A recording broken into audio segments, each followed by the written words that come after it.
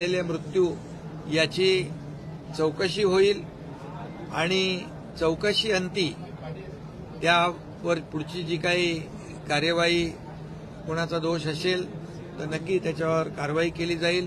परंतु सरकारने ही बाब अतिशय गांभीर्याने घेतलेली आहे आणि म्हणून काही जी माहिती मिळाली त्याच्यामध्ये जे मृत्यू झालेले आहेत यावर मी डिटेलमध्ये इथे बोलू इच्छित नाही, परंतु काही वयोवृद्ध लोक होते, त्यांना हार्टचा हृदयाचा त्रास होता, एक रोड ॲक्सिडेंट होता, त्याचबरोबर जी लहान बालकं होती ती प्री टर्म होती आणि वजनाने देखील कमी होती। परंतु हे सगळं जे काय आहे ते अंतिम चौकशी अंती जो अहवाल येईल त्याच्यावर नंतर अधिकृतपणे आपल्यापर्यंत माहिती दिली जाईल। परंतु एवढंच मी सांगतो की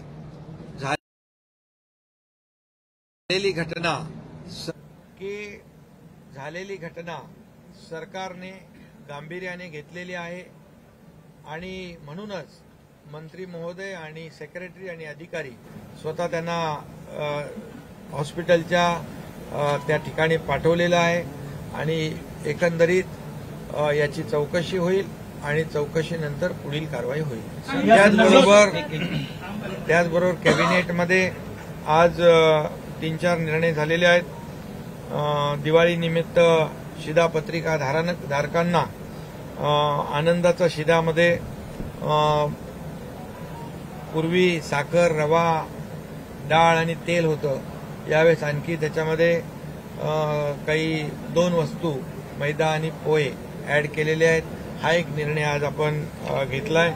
त्याचबरोबर विदर्भ मराठवाड्यातील कृषी पंप जे आहेत त्याच्या वीज जोडण्या वेगाने पूर्ण करण्याचा निर्णय आजच्या कॅबिनेटमध्ये घेतलाय। त्याचबरोबर सोयाबीनवरील जो येलो मोजेक जो रोग आलेला आहे त्याचा तात्काळ युद्ध पातळीवर पंचनामे करण्याच्या सूचना निर्देश दिलेले आहेत, जेणेकरून शेतकऱ्यांना मोठ्या प्रमाणावर दिलासा मिळेल। त्याचबरोबर इमारतींच्या पुनर्विकासाला रिडेव्हलपमेंटच्या साठी वेग येण्यासाठी एक सदनिका जे काही लोक त्याच्यातून आपली घरं सोडून पुनर्विकासासाठी दुसरीकडे गेलेली असतात, परंतु काही लोक त्या ठिकाणी काही छोट्या कमी संख्येच्या प्रमाणात लोक तिथेच राहतात आणि मोठ्या योजनेला पुनर्विकासाच्या योजनेला खीळ बसते, त्यावर देखील आपण निर्णय घेतलेला आहे। अल्पसंख्याक विद्यार्थ्यांसाठी परदेशी शिक्षणाचा देखील निर्णय आपण घेतलाय। दरवर्षी 27 विद्यार्थ्यांना त्याचा फायदा होईल आणि एकंदरीत ही जी काही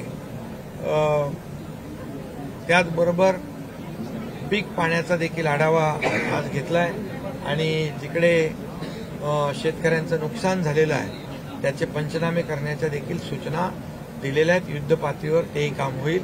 शेतकऱ्यांना सरकार वाऱ्यावर सोडणार नाही, शेतकऱ्यांच्या पाठीशी हे सरकार खंबीरपणे उभं राहील। सर, आज अजित पवार नव्हते, त्यामुळं अजित पवार आज कॅबिनेटला आज अजित पवार नव्हते, त्यामुळे ते नाराज आहेत की आणखी कारण आहे काय, नेमकं तुमच्याशी बोलणं झालं काही? अजितदादांची तब्येत आज ठीक नाहीये, बरी नाहीये, त्यामुळे ते कॅबिनेटला आले नाहीत। आता तुम्ही त्याचा वेगवेगळा अर्थ काढण्याची आवश्यकता नाही। सर,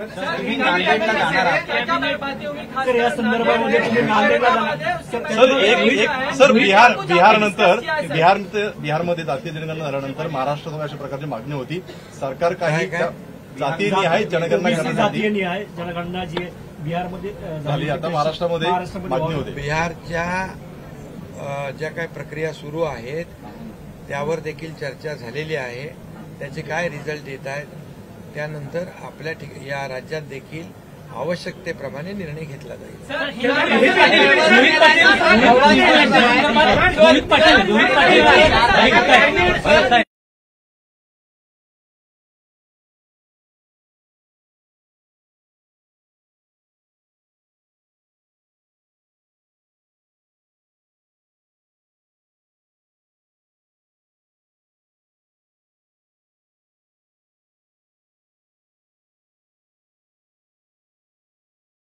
आपला कुठला तो निर्णय होता?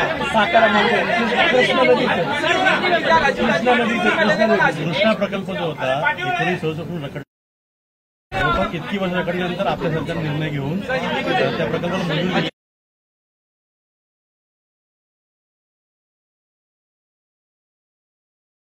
जो कृष्णा नदीवरचा प्रकल्प यासाठी अनिल बाबर सातत्याने, महेश शिंदे सातत्याने मागणी करत होते, पाठपुरावा करत होते.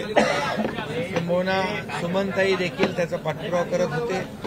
आणि मी संबंधित खात्याचे प्रधान सचिव, अतिरिक्त मुख्य सचिव दीपक कपूर यांना मी बोलावलं आणि तात्काळ त्याच्यावर निर्णय घ्यायला सूचना दिल्या आणि त्या प्रकारचा GR काढला. त्यामुळे दुष्काळी भागातले सातारा जिल्ह्यातले काही तालुके आहेत त्या तालुक्यातला दुष्काळ संपेल आणि मोठ्या प्रमाणावर जमीन सिंचनाखाली येईल. हा अतिशय महत्वाचा निर्णय देखील सरकारने घेतलेला आहे.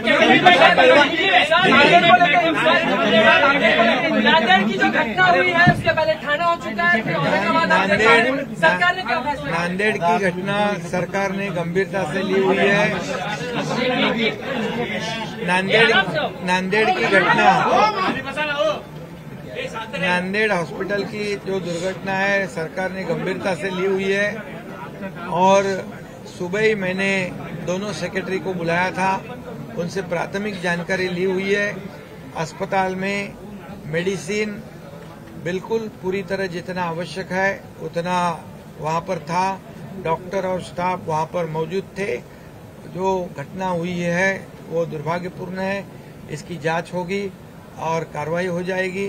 और सरकार ने इसे गंभीरता से लिए इसलिए क्योंकि वहां पर हमारे जो मंत्री है और सेक्रेटरी है वहां पर उनको तत्काल वहां पर भेजा है. और इसके बाद इसकी पूरी जो आवश्यक जानकारी है वो प्राप्त हो जाएगी और आवश्यक जांच होगी और उसके ऊपर आगे की कार्रवाई होगी. लेकिन सरकार ने ये दुर्घटना जो हुई है ये घटना गंभीरता से ली हुई है.